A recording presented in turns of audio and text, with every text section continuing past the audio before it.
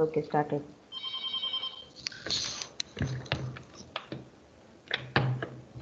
Okay, so what is the main importance of symbol? They are in the pictorial view. Okay, so any person just imagine instead of symbol, if something has been written on that board.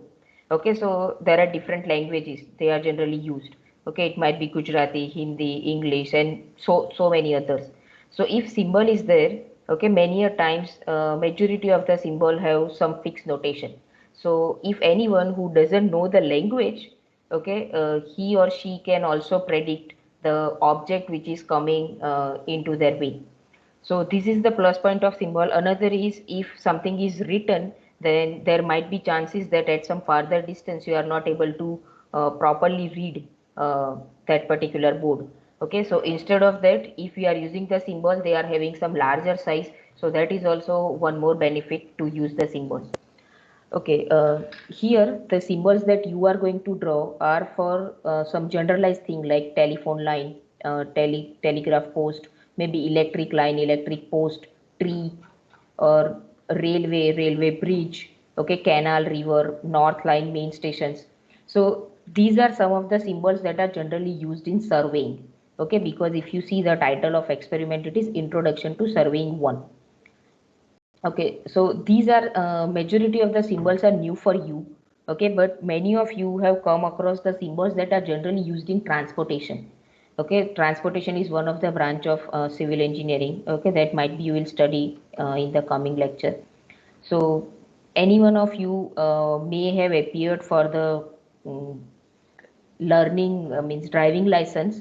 Okay, first is you need to appear for the exam and then test. So during exam you need to go through the different type of traffic symbols that are used.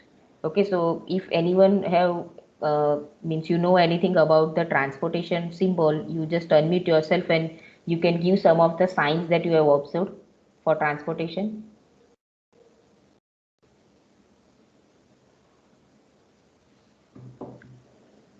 Anyone, though you have not appeared, might be you have seen on the road.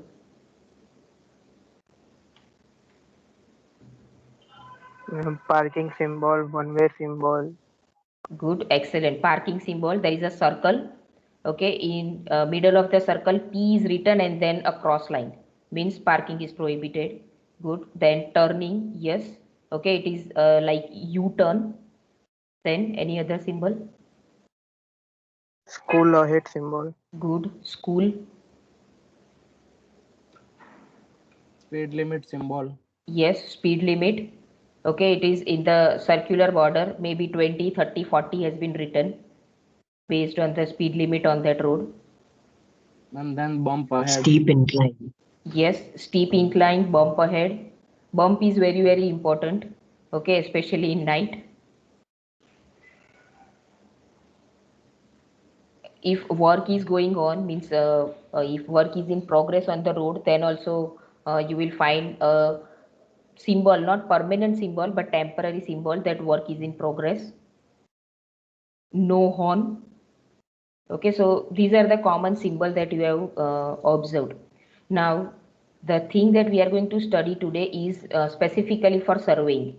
Okay, so for transport, that is the mandatory thing, or you should know. Okay, not specifically to the civil engineering, but it is used for each and every person in their day-to-day life.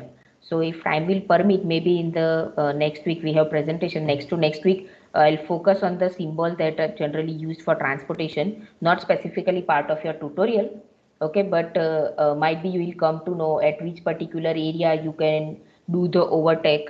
Okay, you have seen the different color lines on the road. Okay, generally white lines on the side, and middle you have some discontinuous white line or continuous white line. Okay, so if your line is continuous, you cannot take overtake, you cannot do overtake in that particular region. Okay, the line must be discontinuous, then and then means it will give you indication that now here if you want to do overtake you can do. So as and when if any curve is there or U-turn is there, okay, you just observe on the road the line, that white color line you are able to see in the middle of the road, the line is continuous. means that indicate you cannot do overtake there. Okay, so these might be the interesting for all of you. So maybe I'll take 1 more hour for especially the traffic signs and symbols. Okay, but today our target is only for surveying. So initial 10 minutes, I'll play a video that will give you more idea. Okay, and for all these objects, I have a scanned copy of book. Okay, so I'll circulate the same in the material section. So you may refer the same. All these 27 symbols are there in a book. The symbols are self-explanatory and they might be changed. Okay, but majority of the symbols are fixed. Okay, and the symbol is just if you see that, and if unknown person may click, in more than 80% cases, that the symbol is going to represent this particular object. Okay, so just give me a minute, I am changing the screen.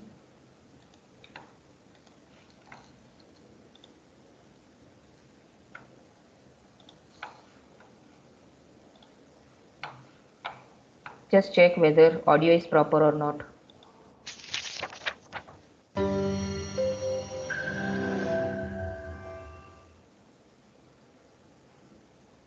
We have symbols all around us, even in our Is it okay, or should I increase the volume? Ma'am, it is okay. Okay. mobile phones, isn't it?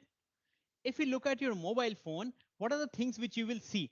Well, you will see this kind of a symbol, which stands for cellular signal strength. Then there is this symbol, which stands for cellular data connection. So you will get internet when you have this symbol, or if you have this symbol, which is Wi-Fi connection. Then you have this for Bluetooth, this for location, and this is obviously clock. So you see, even in our mobile phones, we use a lot of different kinds of symbols. So why do we use symbols? Well, if you start writing everything like this on the screen of the mobile, then entire screen will be full. So instead of writing, we use these symbols. So they take up less space and also tell us exactly what a text would have told us, isn't it? Plus, if somebody doesn't know this language, that is English language, even then, by seeing these symbols, they can understand what exactly which symbol means. So they will know what each symbol means. And so they will be able to operate the mobile phone, isn't it? Now, similarly, when you are driving, even then you see a lot of different kinds of symbols on the road. So you see this symbol, which is no horn symbol. Then this symbol, which is the school zone, U-turn. Now, why do we use these symbols on roads even? Because again, on roads too, we have a board which has a fixed space and we need to convey the right information for safe driving. Now, if you write everything on the board, there may be people who are driving in that area but don't know that same language. Also, from far away, maybe that writing will not be very visible or clear. So people may make mistakes while driving, but symbols are big and clear, and even from far away distances, they can be understood. That is why symbols are very important. And sometimes instead of text, symbols are used. Now, on the road, there is another important thing which we use all the time. Do you know what that is? Those are maps. Now, maps help us to locate different places in any area. So when you are driving and you want to know a route of a place, or you want to locate some market or some other place, then maps will help you. Now, even maps use a lot of different types of symbols. Now, you must be thinking why symbols needs to be used in maps. Well, you see here, none of the symbols have been used in this map, but everything has been written as it is. So what's happening here is that you see museum, tourist places of interest, all these things are getting mixed up. That is, it is very difficult to locate which place has tourist place of interest, which place has museum, and so on. So the map becomes very confusing if you use only text on them. But if you use symbols, this will become much simpler and easier to understand. Let's see. So all these text, if we convert into symbols, the map will look like this. Now it's more organized and easy to see, and nothing is overlapping any other thing. You can see all these symbols are so clearly understandable. And if you know what these symbols mean, then you can exactly locate them on the map as well as on the ground too. So symbols really help us make the map more clean and easily understandable. But you must be thinking that how do you know the meaning of all these symbols? Well, there are some symbols which are common, and just by seeing the symbols, you can understand what those mean. For example, these are some common symbols used in maps. So for post office, you may see this. For a police station, you may see this. For a temple, this is a church, this is a hospital, and this for a hotel. But these are not definitive symbols. It doesn't mean that always you will find only these symbols for these things. It is not necessary. So for example, a hospital looks like in this particular image, but in some other map, you may find this as the symbol of hospital. So you see, every map maker may make a different symbol for the same object. So it will be very difficult for us to understand which symbol means what, because every map maker may have a different symbol. So for that, we have a solution. The solution is called legend. So you see, every map you have, it will have a legend on it. Now, what does the legend do? Legend mentions all the symbols used in the map and their meaning. So different symbols which are used in the map and their corresponding meanings. So you see, this symbol means outer ring road. So we can locate the outer ring road. This is the outer ring road. Similarly, let's say this is ring road. So this entire road with this color line is the ring road. Similarly, all the different things have been marked and a legend has been provided for this. So by seeing the legend, you can understand which symbol stands for what. So now let's see another one. Now, this is a very standard legend. So you see, in a map, you will find this sort of a legend where all these features will be given on one side, and then you will find the corresponding meaning of them on this side.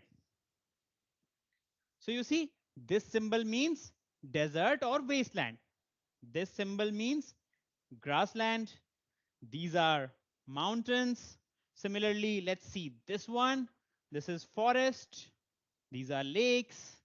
Okay. Similarly, if in an area you have castles, you can have castles marked. Similarly, for cities, this symbol is being used. And for towns or village, this symbol is being used. So a legend will contain all sorts of information about different symbols which have been used in the map. So you see, this is a standard tourist map of a place. Now, if somebody is a tourist in this area and they want to locate different tourist places in an area, they can take the help of this map. So you see different symbols have been used everywhere. Now, the meaning of these symbols you will find in the legend. So here is the legend of this map. So this is giving information about every symbol that has been used. So for example, you see a lot of these symbols all around. So what are these? Well, let's see. These are tourist place of interest. So all these symbols in the map which you see are tourist place of interest. Similarly, let's see, these are the museums. So you see, this is the symbol for museum. So where do we have museums in the city? Here is a museum. Here is a museum. Here is a museum. So you see, instead of writing, using symbols became more convenient for us to locate, as well as it makes the map much clearer and easier to understand. And For symbols, we have legends, which is the key to symbols. So if you have the legend, then you will be able to get the value of these symbols and you will understand what every symbol means in a map, which is very convenient for us. Now, another question arises is that till now you have seen symbols which are for places which have a fixed area. For example, you have a museum which will be in a particular area. Or you may have, let's say, roads which will be usually straight lines. But there are different things which may not have a definite area or a definite place in a locality. For example, this is a map of a park. Now, this park, which is the Ruffy Lake Park, has a lot of shrubs all around. You can see these are shrubs. Now, you cannot define that a shrub will only be here or only be here or only be here. So you cannot use a symbol here. So for these things which are spread in a large area and you cannot have a fixed point where you would say that this thing is located only at this place, for these things we use colors. So here you can see this color is for main road. So this is the main road. Then this color has been used for path. So these are the different paths inside the park. All these with this color are paths. Now, this is the bushland. So you see all the bushes all around the area, they have been marked with this color. So you see, for places where you cannot use symbols, we use these colors to define. Similarly, even for the river and creek, you can see it's very narrow here, and then it becomes pretty wide out there. So you cannot use a single symbol for this. So we use color for river too. Now, even for grassland, this is the entire grassland in the park. And for this color has been denoted, and this color is used to denote the entire grassland in the particular park. So you see, different colors are used in combination with the symbols to make the understanding of map easier. So in a map, you will find a combination of symbols and colors which are used for making the understanding of maps much easier, because everything written in text will become very confusing and we will not be able to understand the maps easily. So